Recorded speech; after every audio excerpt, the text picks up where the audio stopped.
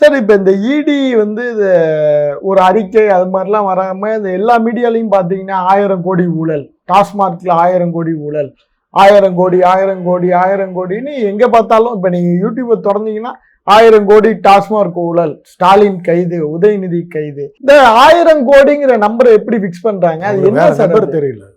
1000 கோடிலாம் இன்னைக்கு வந்து pocket money மாதிரி லட்சம் கோடிகள்லாம் போயிடுச்சு, கோடி கோடிகள்லாம் போயிடுச்சு. இவங்க புத்திக்கு இன்னும் எட்டுல இந்த மீடியாக்காரனுங்களுக்கு இன்னும் 1000 கோடிக்கு மேல இப்ப நம்பர் தெரியல, அவ்வளவுதான் காரணம்.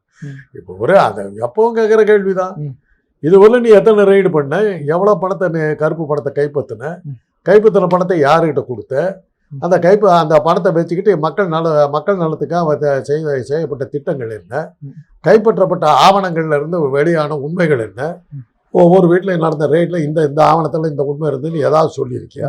அதே உதாரணம் தான், காந்தராஜ் வீட்டில் ரெய்டு, கத்தையாக கருப்பு பணம் கைப்பற்றப்பட்டது, பல முக்கிய ஆவணங்கள் சிக்கின, காந்தராஜ் கைதாவாரா அதோட செய்தி. அதுக்கப்புறம் என்னை பற்றி ஒரு செய்தி இருக்காது.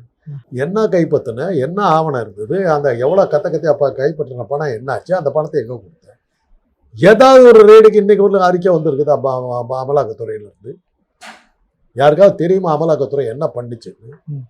என்ன சார் பண்ண அமலாக்கத்துறை அதிகாரிகள் ரெய்டுக்கு முன்னாடி அவங்க சொத்து என்ன வருது, ரெய்டுக்கு அப்புறம் இவங்க சொத்து என்ன வருது? அமலாக்கத்துறை அதிகாரிகள்